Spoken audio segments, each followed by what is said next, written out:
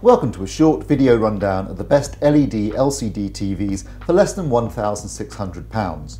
You can read the actual article via the link in the description or by clicking the info button at the top right of the screen. There have been a lot of changes in the TV market this year, but you don't have to break the bank to enjoy the new technology. For example, the Philips 49PUS6501 can be bought for just £599. Although this TV has been built to a specific price point, it's still attractively designed and reasonably well made.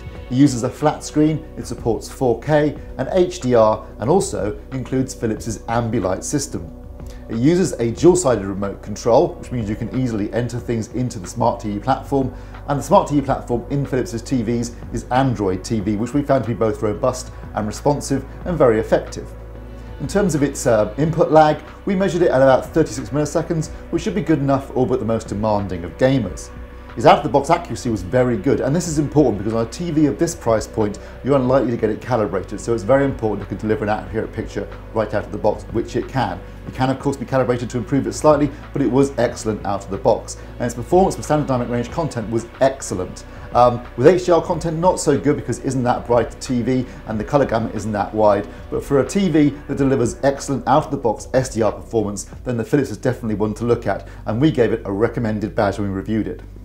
The next TV on our list is the Panasonic TX-50DX750B. You can buy this TV for £819 and it's an excellent budget model. It's reasonably well made, attractively designed, and it has a really interesting stand that can either be at the centre or at either end of the panel depending on what kind of surface you want to position the TV on. That can be very useful. It has a nicely designed remote control, a really effective menu system, and it includes the Firefox Smart TV platform, which is quite simple but we find very effective and intuitive to use. In terms of its input lag, it's about 44 milliseconds, which is a little bit high for maybe serious gamers, but we should be fine for most average gamers. And it has 4 HDMI inputs at the rear, 2 of which support HDMI 2.0A with 4K, HDR and HDCP 2.2.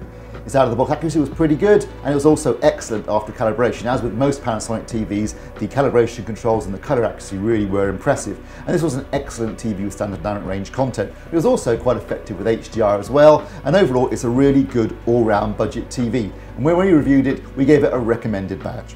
The next TV on our list is the Samsung UE55XD9305. You can buy this TV for £979, and like the Panasonic, it has local dimming. But it's the only TV on this list that's Ultra HD Premium certified by the UHD Alliance.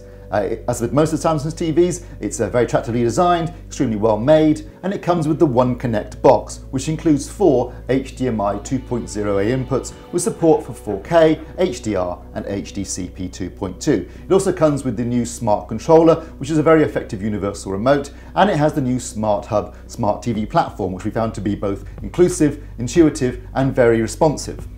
In terms of its input lag, we measured this TV at 21 milliseconds, which is the lowest measurement we received all year, making it an excellent TV for gamers. In terms of its out-of-the-box accuracy, it was very good, and this is important because at this price point, as I said earlier, you're not going to get it calibrated, so it's important that it's accurate out of the box, and it was, although there are calibration controls, and this TV can be even more accurate after calibration. In terms of its performance with SDR content, it was excellent, it gave a lovely picture, and in terms of its HDR performance, it was equally as impressive, making this a really, really good budget TV. And when we reviewed it, we were more than happy to award it a Best Buy badge. Hisense have been delivering some great value TVs this year, and the H65M7000 is a particularly good example. You can get this TV for £1,199, and that's for a 65-inch screen size with 4K, HDR, wide colour gamut, and even local dimming.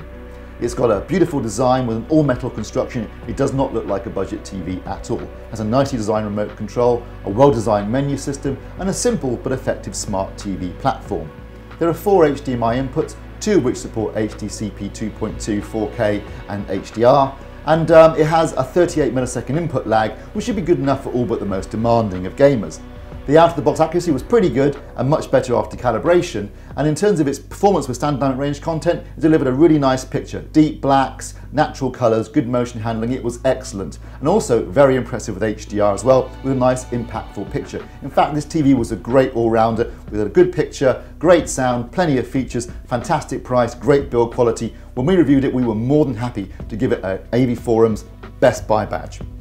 The last TV on our list is the most expensive. It's the Sony KD55XD9305, which just sneaks in under our target at £1,599. However, this is money well spent. This is a great TV. It supports 4K, of course, it's high dynamic range, wide colour gamut. It's beautifully designed with a very thin panel, fantastic styling, excellent build quality. It has plenty of features. It includes Sony's new remote control. It has Android TV, of course, which is more robust and more effective than it was last year. It's had some nice new tweaks and additions to it.